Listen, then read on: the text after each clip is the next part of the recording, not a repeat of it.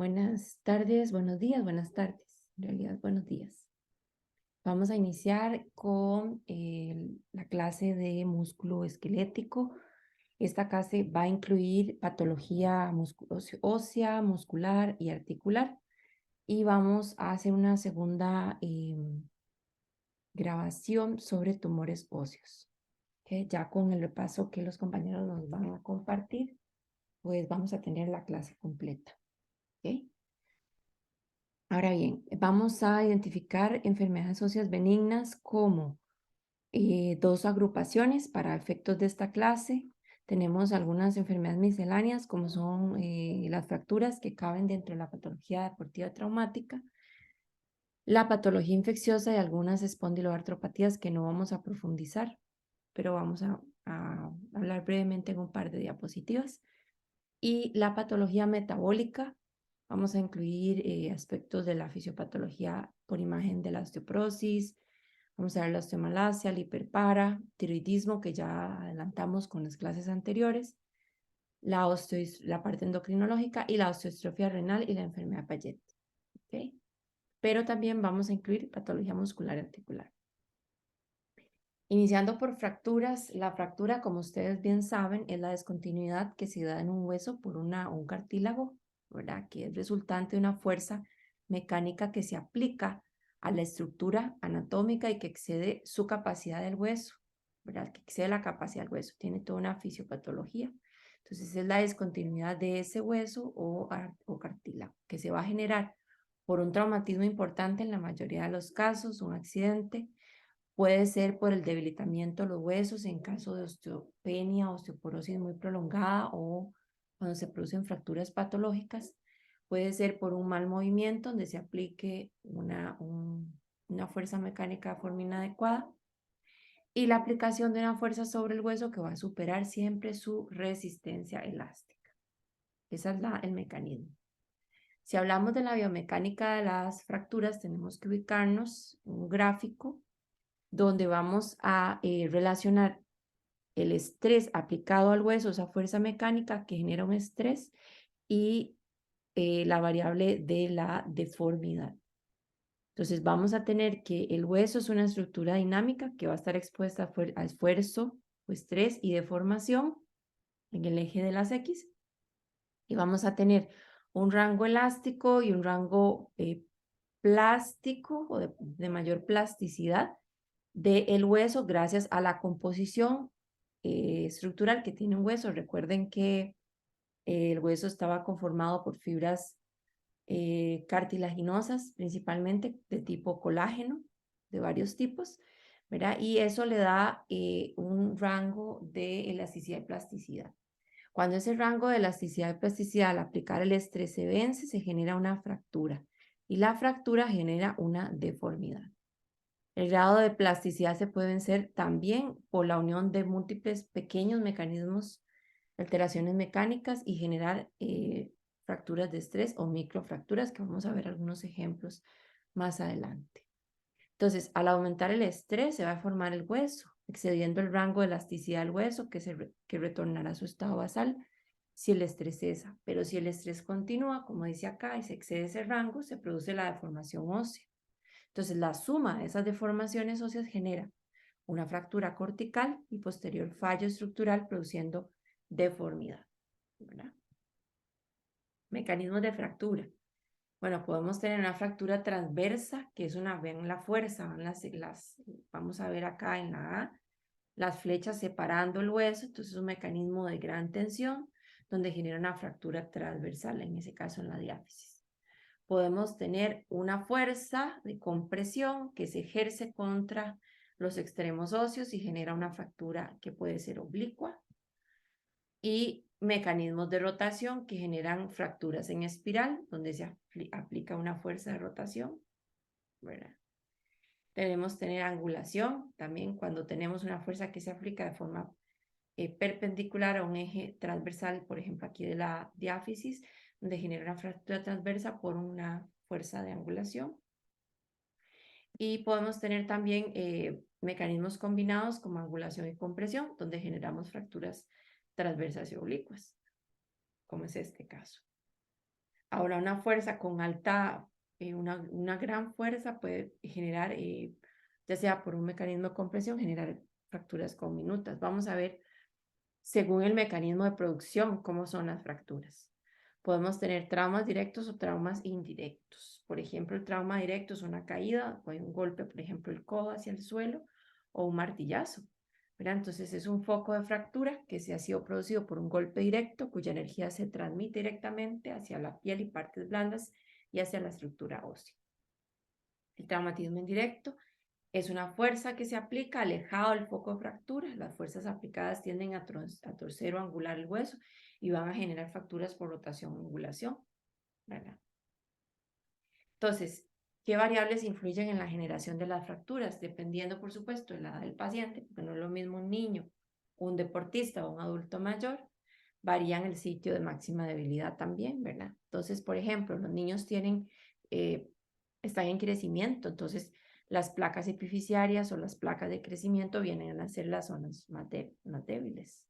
Entonces, son frecuentes en los niños las fracturas epifisiarias.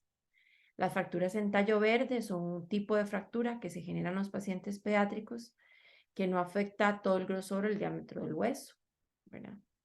Tenemos deportistas que los deportistas tienen lesiones por arrancamiento, por ejemplo, a nivel de ligamentos, donde se generan frecuentes esguinces y muchas veces avulsiones o rupturas de hueso. Y el adulto mayor tiende a tener disminución en la densidad mineral ósea, entonces el hueso se fractura a partir del hueso trabecular, en donde hay mayores espacios intratraveculares, porque hay pérdida de densidad mineral ósea, que ahora lo vamos a ver en el apartado de osteoporosis. Tenemos otros mecanismos de fractura, tenemos fracturas por insuficiencia. Aquí hay un resumen en el cuadrito, este se lo van a estudiar. Tenemos aquí expuestos 3 tipos de fracturas, son diferentes las fracturas por insuficiencia, por fatiga o por fractura patológica. La fractura patológica, se parece mucho a la fractura por insuficiencia. Cuando tenemos una fractura por insuficiencia, todo el esqueleto está débil, ¿verdad? Todo. ¿Por qué? Porque tenemos una enfermedad sistémica, metabólica, como la osteogénesis imperfecta, que es una enfermedad genética, o la osteoporosis, que es una enfermedad metabólica. Por ejemplo, un paciente expuesto a prednisona o esteroides durante mucho tiempo tiende a tener debilitamiento de todo su esqueleto. Entonces, pueden tener fracturas por insuficiencia, ¿verdad? Como la película, el personaje de Glass, que tenía la osteogénesis imperfecta y tenía un defecto genético que debilitaba sus huesos. Y estos niños, en general, tienen múltiples fracturas. Ahora, las fracturas por fatiga es cuando se genera una aplicación crónica hacia un sitio, una prolongada acción o aplicación de una tensión anormal, se acumulan las microfracturas, se sobrepasa ese rango de deformidad y se genera la ruptura ósea. Por ejemplo, una fractura deportiva a la hora de correr, los deportistas pueden generar fracturas por estrés, por ejemplo, en el calcáneo, como en este caso. Las fracturas patológicas pueden tener una lesión focal, ¿verdad?, que debilita un hueso, ya sea por un quiste óseo, una metástasis, una fractura patológica que se estaba desarrollando un osteosarcoma. Por ejemplo, aquí hay un tumor que se fractura por debilitamiento. Ahora, hay una secuencia fisiopatológica que consiste en 3 fases de todas las fracturas. Toda fractura va a tener una fase inflamatoria al momento de la fractura. Tiene una fase de reparación en las semanas siguientes y una fase de remodelación. Entonces, el espacio entre los extremos de la fractura se viene a llenar de sangre formando un hematoma. Y este hematoma es un sangrado, obviamente, que permite la llegada de células de la inflamación para la eventual reparación, ¿verdad? Proporciona cierto soporte estructural y bioquímico y hay llegada de todos los elementos y células que tienen que ver que van a tener más tarde que ver con el proceso de reparación. Por eso toda fractura al inicio genera edema, genera dolor, genera llegada de células inflamatorias, mayor perfusión sanguínea, ¿verdad? Y eso lo vamos a poder ver en imágenes, por ejemplo, de fase de perfusión, que más adelante les voy a mostrar. Ahora bien, la reparación en las siguientes semanas, desde el punto de vista radiológico, vamos a ver un callo primario, un callo óseo.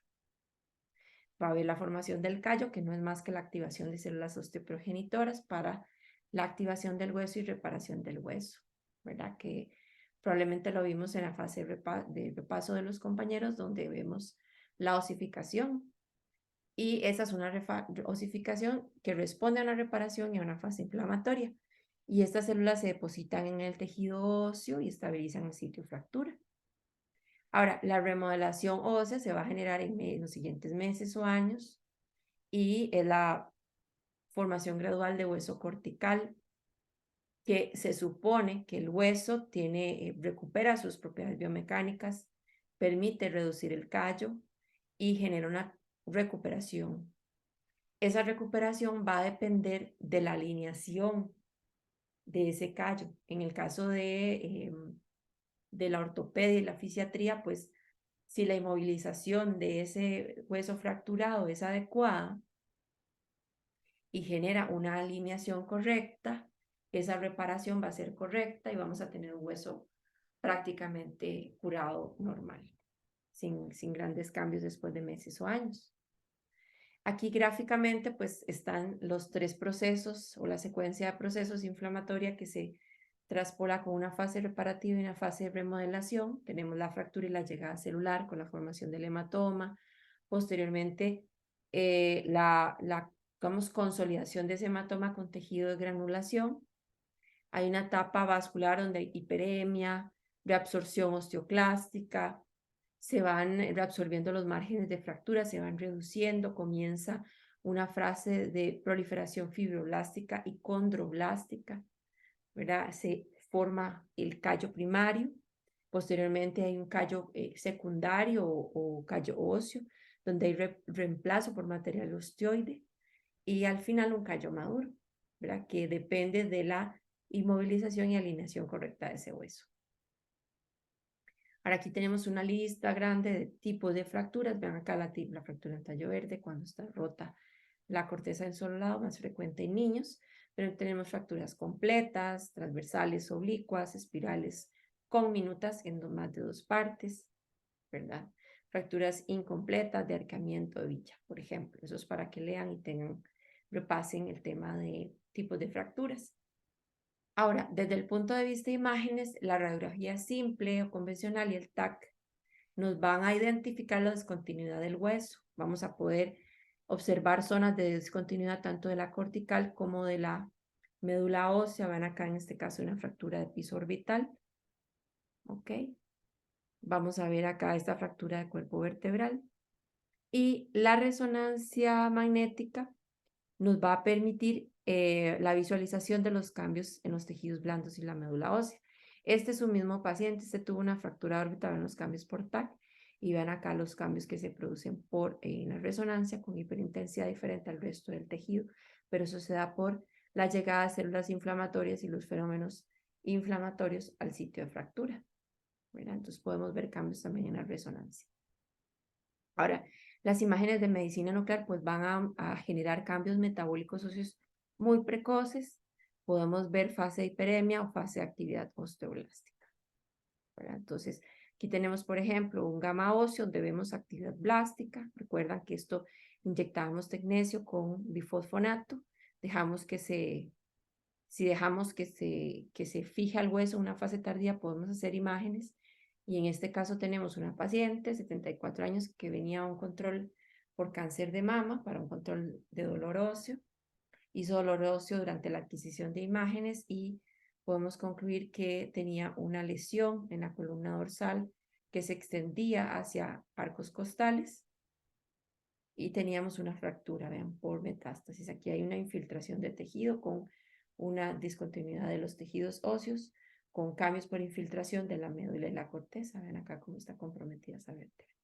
Entonces, esto es una fractura patológica con gammagrafía y SPECT-CT. También podemos generar, también se pueden observar fracturas, perdón,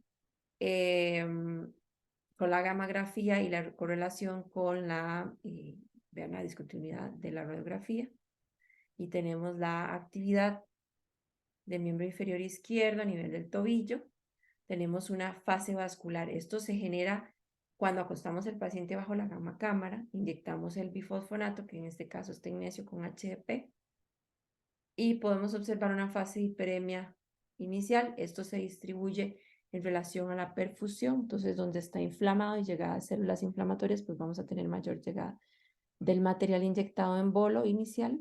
Esta es una fase de equilibrio a los 5 minutos. Ahí podemos ver vascularización en tejidos blandos. Vean cómo está el tobillo hipercaptante. Contralateral no lo está. Y tenemos una fase tardía de hueso, donde tenemos la fractura que se correlaciona con la imagen radiológica. ¿Okay? Entonces, con la imagen de medicina nuclear podemos evaluar aquella parte inflamatoria reparativa que sufren las lesiones y que no es posible evaluarlas con imágenes anatómicas.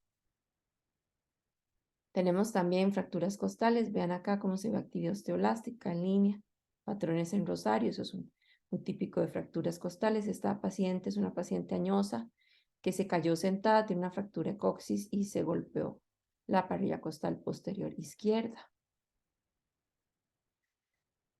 Ahora, dentro de otro tipo de fracturas que les mencioné, las fracturas de estrés como resultado de una acción muscular repetitiva prolongada, por ejemplo, en los corredores, ¿verdad? Entonces, un trauma repetitivo que puede causar periostitis, que es la reacción perióstica, superando la tasa de remodelación, debilitando la corteza y generando una fractura. Ven acá, que hay una periostitis, un gruesamiento cortical y una actividad osteoblástica. Entonces, estas fracturas demuestran hiperemia, formación de callo, van a tener remodelación. Y aquí hay otro ejemplo, un gamma óseo de una fractura por insuficiencia. Tenemos una H en el sacro y articulaciones sacroiliacas. ¿Okay? Esta, digamos, es una fractura insuficiente, probablemente un paciente con un grado de osteoporosis, pero vean que hay otras causas o variables asociadas y generó una fractura en H porque se cayó, y esto es muy típico de las fracturas por insuficiencia, no hay que confundirlas con metástasis. Ahora, para el tratamiento y pronóstico de las fracturas, las imágenes médicas pues son muy importantes, ¿verdad? Por lo que les hablaba en la fisiopatología, que la curación de una fractura va a depender del grado de alineación e inmovilización. Entonces, puede o no ser necesaria, dependiendo del grado de desplazamiento, ¿verdad? La alineación, es decir, poner, qué sé yo, poner un pines, poner tornillos, pines intramedulares, prótesis, va a depender del grado de fracturas, pero las inmovilizaciones lo que nos permiten es generar que el hueso se remodele de la forma más completa y correcta posible. Okay, para efectos de esta clase, pues esa es la intención, ¿verdad? Que sepan reconocer que siempre la fisiopatología puede estar asociada al tipo de tratamiento que vamos a generar para los pacientes o que el paciente va a necesitar. Listo con fracturas. Bueno, espero sus preguntas. Ahora bien, los procesos infecciosos son otra patología. Es muy importante considerar, porque va a ser pan de todos los días, aparte de las fracturas, las osteomielitis y las artritis sépticas, ¿verdad? Que son la artritis séptica no es más que la inflamación articular de causa inflamatoria. La infección de las estructuras óseas por microorganismos pueden darse en el espacio medular, pueden afectar la cortical también, y el microorganismo aislado con mayor frecuencia viene a ser el Staphylococcus aureus. El Staph aureus va a estar asociado a infecciones cutáneas o celulitis, y en los pacientes diabéticos los pies van a ser la localización más frecuente. Recuerden que el diabético pierde la sensibilidad por la neuropatía diabética y tienden a tener accidentes en los pies, deformaciones, artropatía Charcot, que es destrucción de las articulaciones y los huesos del pie. Entonces ellos tienden a tener grados de artritis y osteomielitis muy frecuentemente en esa localización. En niños es frecuente la complicación de la artritis séptica de cadera, que puede por continuidad pasar al hueso de la cadera, a los huesos de la cadera, y en la columna vertebral, pues los cuadros de discitis tienden a complicarse, ¿verdad? Con infección.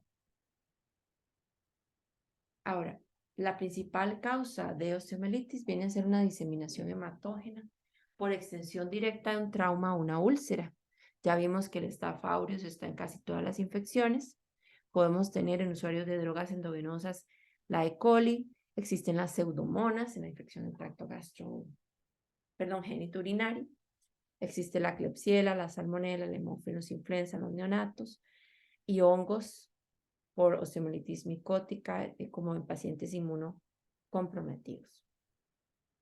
Ahora, en una etapa inicial de la infección, las bacterias se van a multiplicar, desencadenando, por supuesto, una reacción inflamatoria localizada que puede llevar a muerte celular localizada que produce necrosis de los tejidos.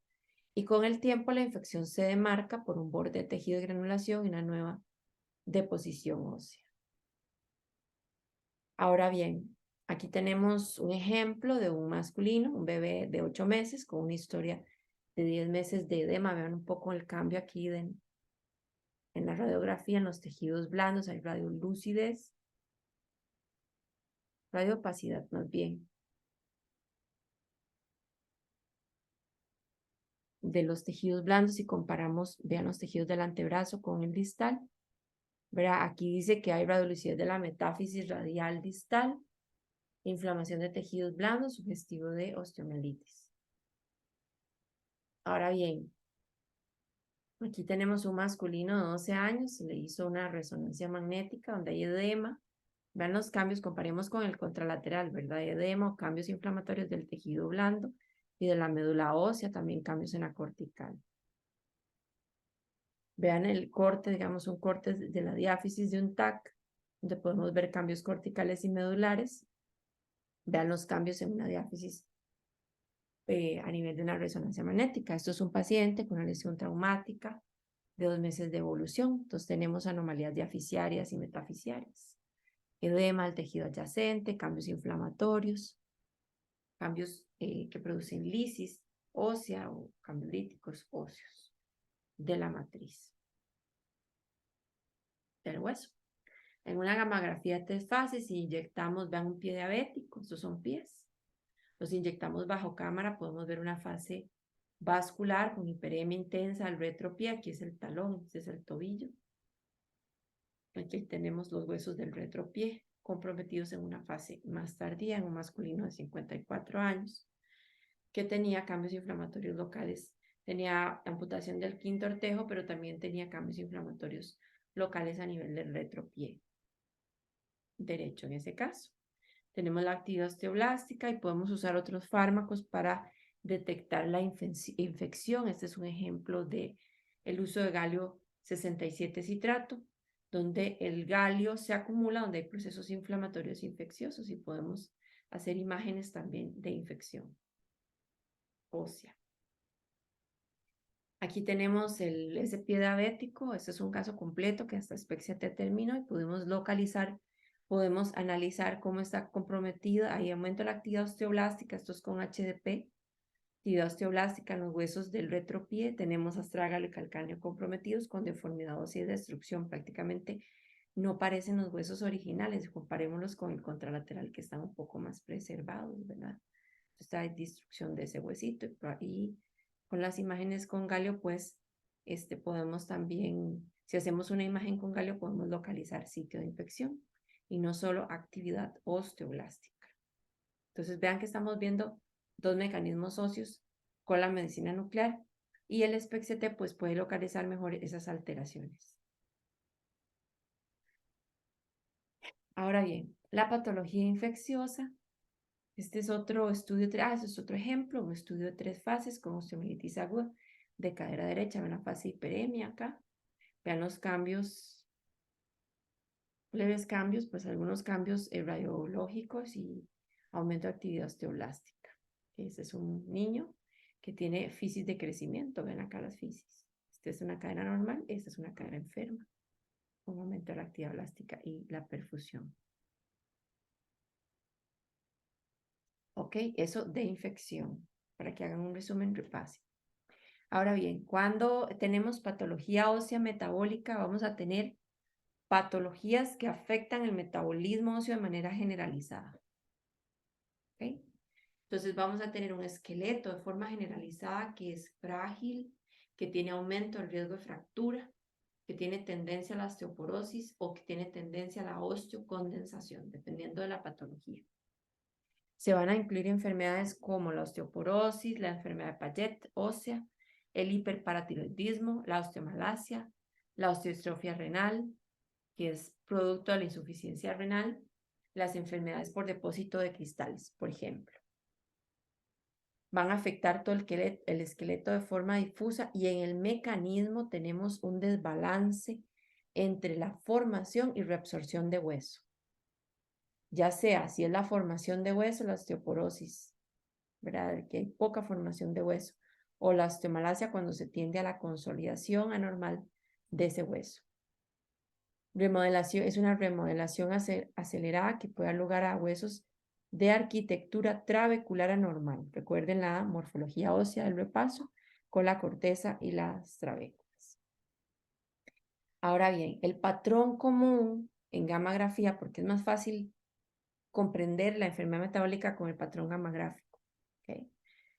Vamos a tener un hueso hiperreactivo, hipermetabólico, decirlo de alguna manera, forma difusa, que compromete el esqueleto axial y el esqueleto apendicular, ¿okay? Miembros superiores, miembros inferiores. Pueden tener aumento en la captación periarticular. Si lo vemos desde atrás, vemos todas las articulaciones captantes, ¿verdad? Podemos tener hipercaptación condrocostal o cuentas en rosario, se ven más captantes las condrocostales, hipercaptación external con signo de la corbata, y vamos a tener pobre visualización de las siluetas renales. ¿Por qué? Porque este fármaco se excreta por orina. Entonces, en la imagen del gamma óseo normal, pues vamos a tener riñones y vejiga. Aquí no tenemos riñones y vejiga. ¿Okay? Les debo una imagen de gamma óseo normal. Si no viene acá, pues se los voy a enviar. ¿Okay? Ahora bien, existe una alteración en la remodelación. Cuando existe, vamos a ver diferentes mecanismos. El primer mecanismo, van a estar así todos en celeste, con letras grandes. Vamos a ver cuando existe un desbalance entre la remodelación de hueso y la formación ósea. ¿Ok? Entonces, por ejemplo, la osteoporosis. Si el desbalance es negativo, hay una pérdida de la densidad mineral ósea, hay osteoporosis. Vamos a ver aquí, vean las trabéculas como se ven, hay aumento del espacio trabecular, hay disminución del grosor cortical, tenemos osteoporosis. ¿Cómo se estudia la osteoporosis inicialmente? Principalmente con la densitometría ósea. ¿Okay? Y es la disminución de esa densidad mineral que se puede tomar en la cadera, en la columna lumbar, en la muñeca ultradistal, en el radio ultradistal, y vamos a observar, por ejemplo, en este de vértebras lumbares, vamos a observar la caída en las desviaciones estándar comparándolo con bases de datos de gente que tiene densidad mineral ósea normal, ¿verdad? De ahí nacen los T-score y Z-score de la densitometría que eventualmente ustedes en su clase de radiología pues van a llevar. Eso también se puede ver en el cuello femoral. Recuerden que el cuello femoral es de interés para medir la densidad mineral ósea por las fracturas de cadera que sufren las mujeres en estadios de menopausia. ¿Okay?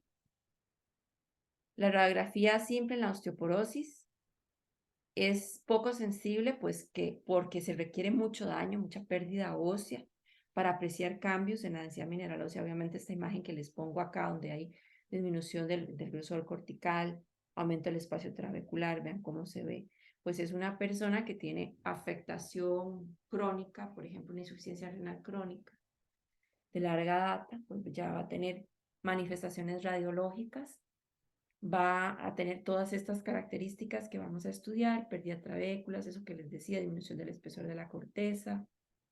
Vamos a empezar a ver fracturas por compresión, vértebras que se van aplanando, etc. La gammagrafía ósea por lo general es una gammagrafía ósea que pasa por normal y solo se observan alteraciones cuando tenemos fracturas patológicas. Así que si yo les pregunto en el examen cómo es la gamografía ósea de la osteoporosis, si ponen normal, pues está buena, porque puede ser que sea un osteoporótico que no haya sufrido fracturas por aplastamiento vertebral. Y aquí tenemos fracturas. Ahora, muchas veces las fracturas por aplastamiento no se van a ver en las imágenes convencionales, ni en el TAC ni en la placa, cuando son muy precoces, pero sí se pueden empezar a identificar en la gamografía ósea. Recuerden que la gamografía ósea pues tiende a ser más sensible. Ahora, aquí tenemos una lista gigante de causas primarias y causas secundarias de osteoporosis, siendo la más importante, una de las más importantes, los pacientes que usan una causa secundaria, los pacientes que usan de forma crónica esteroides, por ejemplo, ¿verdad? Y la causa muy importante en mujeres en 50, 65 años y el adulto mayor, las mujeres posmenopáusicas y los adultos mayores, los varones mayores, ya tienen grados de osteoporosis. ¿Okay?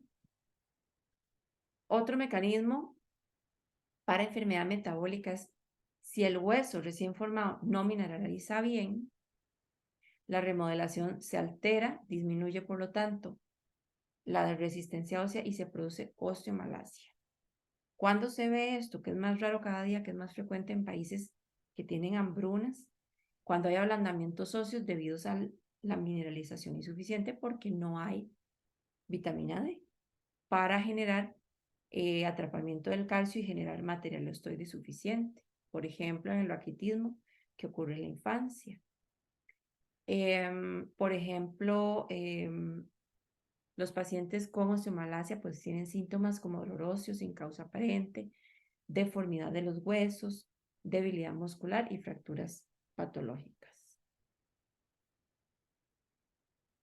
Aquí tenemos un caso de una paciente femenina que tenía dolor óseo múltiple. Vean que hay múltiples focos. Vamos a buscarlos como focos en la gamografía, venas acrilíacas acá, muy captantes, en las rodillas, las diáfisis, la pared costal. Entonces, esta paciente tenía dolor óseo y múltiples puntos o captaciones focales con imágenes de pseudofracturas. En la gamografía se encontraron altos niveles de fosfato en orina y en la radiografía vean cómo tenía cambios. Definitivamente es un patrón parchado con pseudofracturas que involucran la pelvis y las cabezas femorales, cuello, región trocantérica y probablemente difusa, cambios osteopénicos difusos. Okay. Aquí tenemos un caso de otro mecanismo fisiopatológico cuando hay una mayor reabsorción ósea que no va seguida a formación de huesos, solo hay reabsorción ósea y se generan zonas líticas. Por ejemplo, el continuo estímulo que se produce del PTH en el hiperparatiroidismo que generaba lo que vimos como osteoitis fibrosa quística.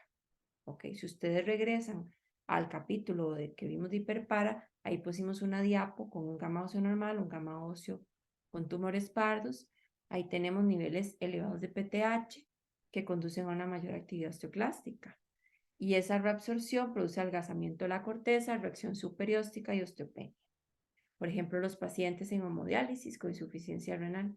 Aquí hay erosión de la apófisis odontoides, por ejemplo, en ese paciente.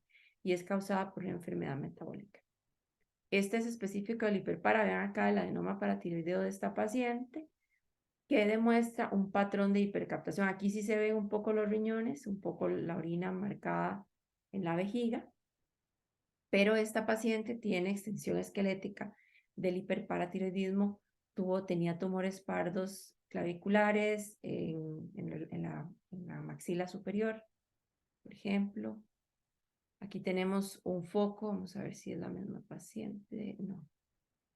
Esta tiene un tumor pardo, vean, se ve como una lesión lítica porque es un estímulo continuado que no genera formación ósea. Entonces tenemos que hay una reconstrucción de un tumor pardo que se sustituye por material pardo o material no osteoide y genera al final una lesión lítica ósea. Otro mecanismo es cuando hay remodelación ósea acelerada, caótica, o sea, desordenada, que da lugar a una arquitectura normal como se presenta en la enfermedad Payet. En la enfermedad Payet hay excesiva remodelación ósea y genera huesos expandidos con un patrón trabecular óseo. O sea, vean esta corbata, y no la corbata, pero es un esternón grueso. Tiene otras lesiones. Todo el esqueleto está hiperactivo, pero tiene deformidad ósea por una remodelación ósea excesiva. ¿Ok? Puede afectar pelvis, columna vertebral. Cuando afecta las vértebras, vamos a ver si hay un ejemplo.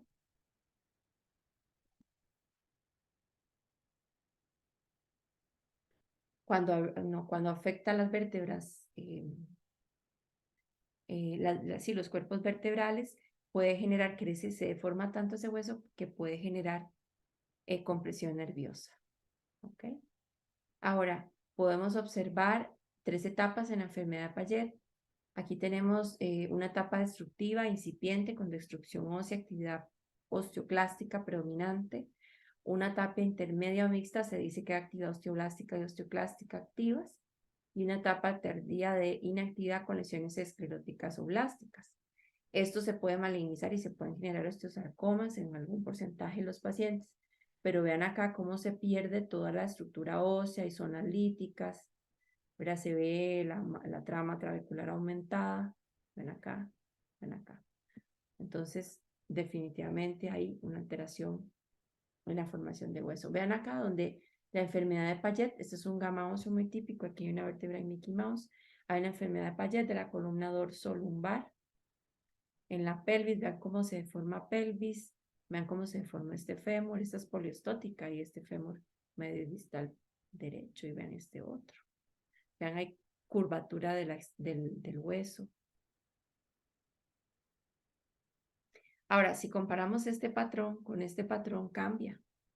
Pero hay un cambio óseo, insuficiencia renal, esa es la osteoestrofia renal, que compromete de forma difusa el esqueleto, es poliarticular, puede traer hiperreactividad ósea, puede tener osteomalacia, puede tener hiperparatiroidismo secundario. Recuerden que la insuficiencia renal generaba hiperpara, ¿verdad? De forma secundaria por por la alteración que hay en el calcio, vitamina D y la PTH.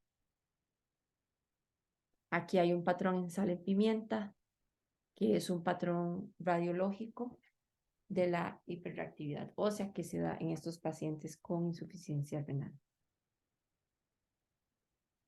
Muy bien, hasta ahí lo que es enfermedad metabólica. Ven que esto es una pasada un poco rápida por todos los tipos de mecanismos de fisiopatología. La necrosis avascular, como su nombre lo indica, tiene un mecanismo vascular, hay un bloqueo por alguna razón de una arteria, de las arterias que perfunden las estructuras óseas. Cuando se producen caderas en niños, por una obliteración de arterias de la cabeza, de la epífisis femoral, se produce necrosis avascular y se ve como en la gammagrafía, en el estudio metabólico, pues se ve como una zona fotodeficiente. O sea, ahí no se está formando hueso, no hay actividad osteoblástica. Las necrosis avasculares pueden afectar la mandíbula, el pie diabético, entre otras patologías.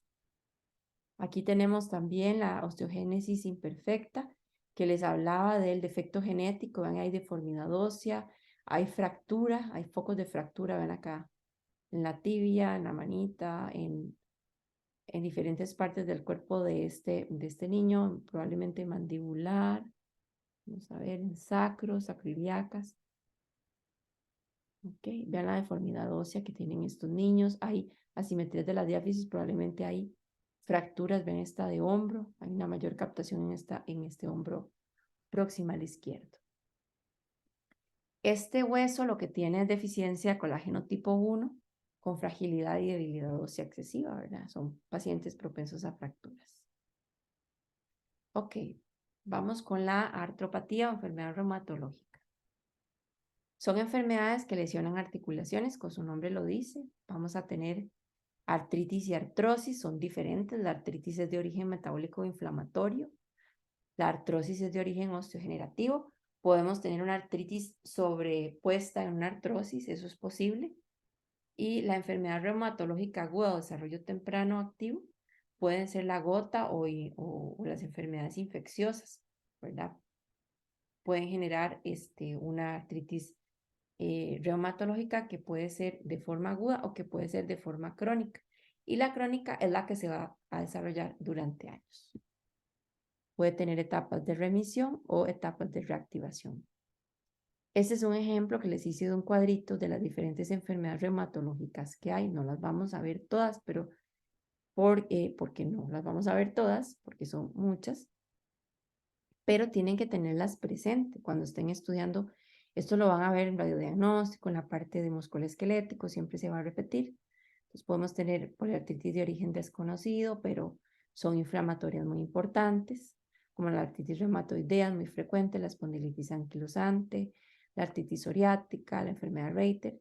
Hay enfermedades del tejido conectivo asociadas, la fiebre reumática, que también produce enfermedad valvular, las artrosis. Hay otras enfermedades que están asociadas a artritis, ¿verdad?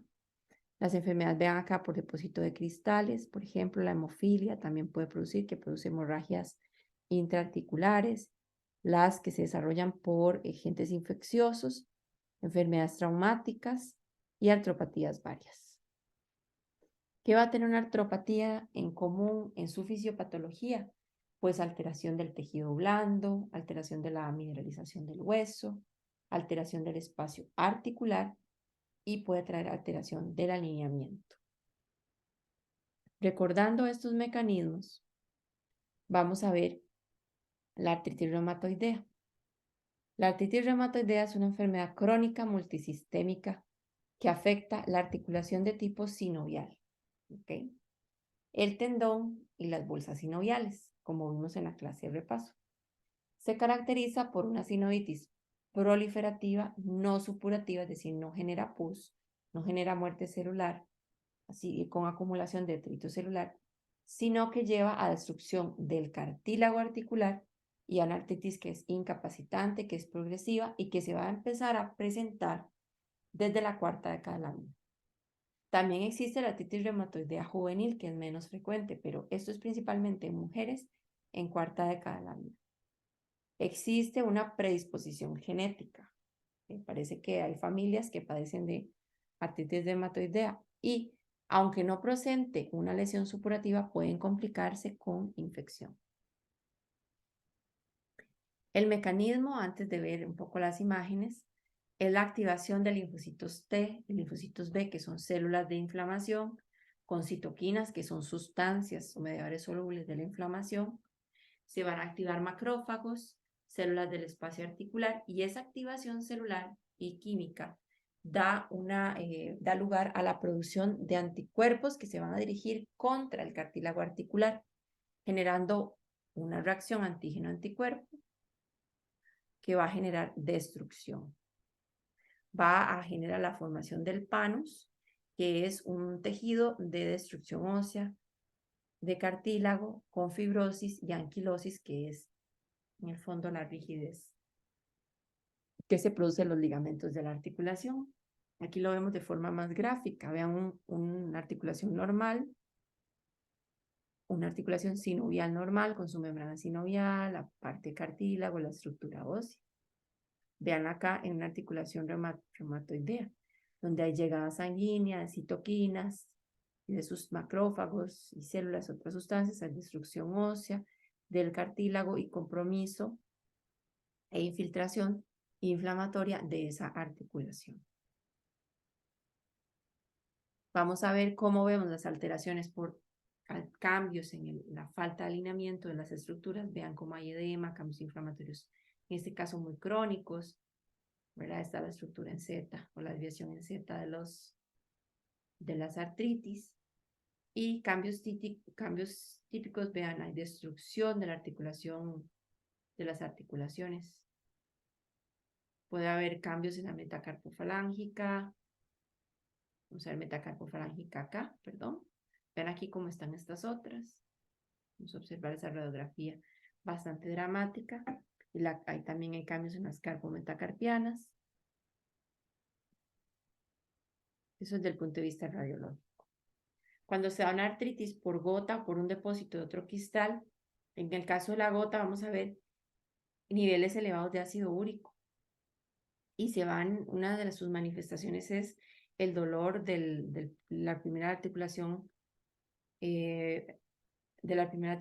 metatarsofalángica, con erosión y dolor, o el dolor de rodilla. ¿Ya? Compromete la rodilla. Se va a presentar una articulación que está enrojecida, inflamada, aquí aunque esta corresponde a una monoartropatía, de una articulación roja, monoarticular principalmente, puede ser del codo, puede ser de la rodilla, puede involucrar más de una articulación, y vamos a tener masas heterogéneas dentro de la bolsa del olecrano, dice que hay acúmulo de cristales, que puede también ser peri o intrapatelar en el caso de la rodilla. Se supone que hay cristales y que hay acumulación de sustancias en los tejidos blandos también. Ahora, la artrosis, osteoartrosis y artropatía degenerativa viene a ser ya más bien no por un compromiso inflamatorio exagerado o en ese caso por acumulación de sustancias en las artropatías por depósito. Ya la osteoartrosis ya es más como parte de un envejecimiento anormal porque se le ha ejercido mucho estrés, ha habido obesidad, hay eventos traumáticos o quirúrgicos que degeneran esas articulaciones, degeneran el cartílago articular y se pierde el movimiento libre de fricción de esa articulación, se altera el contenido líquido articular, la capacidad amortiguadora se pierde, ¿verdad? Entonces, radiológicamente podemos observar pérdida del espacio articular, esclerosis subcondral, se puede haber remodelación, en este caso de la articulación de la cadera, vean cómo se ve prácticamente destruida la cabeza femoral y el acetábulo. Y los cambios de la densidad. También se ven cambios osteoarticulares a nivel de la columna lumbosacra y articulaciones sacroiliacas. Vean la osteoartrosis en el codo, hay cambios de la corteza, cambios a dimensión de espacio articular, osteofitos. Muy bien. Ahora, si comparamos, volvamos a ver la imagen primero.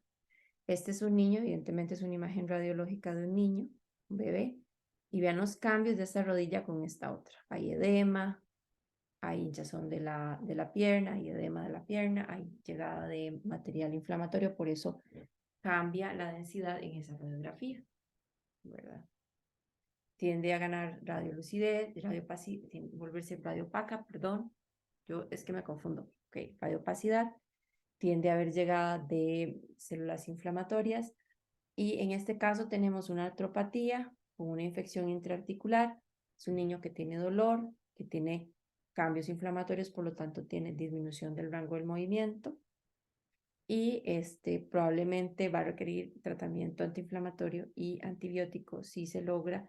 Por lo general esas articulaciones se puncionan y se aíslan en cultivo los microorganismos, y entonces cultivan microorganismos y por lo tanto tienen esquemas prolongados de antibióticos. Ahora bien, aquí tenemos un cambio articular importante que se da en esta cadera por un traumatismo, esta es una artritis séptica, donde hay una siembra hematógena de Staph aureus, dice acá, es el agente más aislado, como vimos, y vamos a tener un paciente que tiene alteración articular, con alteración del movimiento articular, dolor articular, fiebre, y puede tener incluso líquido sinovial enfermo o purulento, infectado. Entonces, las artritis sépticas podemos tenerlas en las rodillas, en las caderas, que son muy frecuentes en los pacientes más pequeños. Ahora bien, aquí les pongo, esta imagen es muy bonita en Radiopedia, donde podemos analizar según el subtipo de artritis que se está dando, el compromiso de las articulaciones, ¿verdad? A veces la osteoartrosis pues genera compromiso de articulaciones interfalángicas distales y medias, Ven acá en el primer dedo, en la articulación interfalángica distal, tenemos compromiso de articulaciones carpometacarpianas. Ven acá con la psoriática, afecta articulaciones más distales y la articulación del carpo lateral. Tenemos acá afectación a la artritis reumatoidea, prácticamente respeta las distales y las mediales y proximales las compromete. Vean acá cómo compromete las articulaciones interfalángicas proximales cuando tenemos el depósito de cristales gota. Otra patología reumática, vean cómo se ve acá con SPECT y cambios que se dan con destrucción ósea, aplastamientos. Todo. Este es el SPEC, el 3D de la medicina nuclear, quizás su correlación anatómica. ¿Verdad? Esta es patología reumática. En este paciente, ven acá, tiene compromiso de la primera articulación metatarsofalángica bilateral. Tiene algunas articulaciones del retropié mayor a este nivel, a nivel derecho, y tenemos compromiso de múltiples articulaciones de manos, pequeñas articulaciones de manos, carpos. Ven aquí que puede ser multifocal y en diferentes articulaciones. Los poquitos de mayor actividad son focos de artritis. También podemos hacer estudio de la actividad sacroiliaca en las espondiloartropatías, esto para que se lo lleven, lo van a ver mejor en medicina nuclear, pero se puede hacer cuantificación de la actividad de las diferentes articulaciones. Ok, ya casi vamos a terminar, se ha vuelto largo el video. Vamos con las distrofias musculares para ver un poco la patología, la fisiopatología muscular. El músculo, cuando se enferma con una distrofia, vamos a tener un grupo de afectación muscular con debilitamiento y descomposición de la estructura muscular esquelética en el tiempo. Y vean esta lista inmensa de alteraciones que se generan del músculo. Eso se da, digamos, ya sea por localización o por diferente estructura, digamos, de pérdida de proteínas musculares o alteraciones genéticas de esas proteínas. Entonces, son pacientes que desarrollan debilidad muscular, incapacidad o incapacidad o una falta de una adecuada contracción muscular. La más común es la distrofia muscular de Duchenne, ¿verdad? Que afecta a hombres, es una enfermedad cromosómica del gen de la distrofina que está localizado en el brazo corto del cromosoma X. Se ve más en hombres y se ve en hombres y es una alteración de la distrofina, que es una proteína del sarcómero ubicada en las bandas I y M que se vieron en el repaso. Ahora desempeña una función estructural y la integridad funcional del miocito, ¿verdad? Entonces tenemos una membrana, vean acá, tenemos la capa bifosfolípida de la membrana celular, tenemos la matriz extracelular donde se anclan complejos proteicos para darle sostén a las células. Tenemos el complejo, la distrofina asociada al complejo proteico, esta es la distrofina, ¿verdad? Ella se encarga de estabilizar a nivel intracelular el sarcolema y se une a proteínas intracelulares como la actina. ¿Qué es lo que sucede cuando hay una alteración cromosómica? No tenemos proteína distrofina, ¿verdad? Entonces, no hay un anclaje adecuado. Vean cómo hay debilitamiento o esa desestabilización de la estructura celular.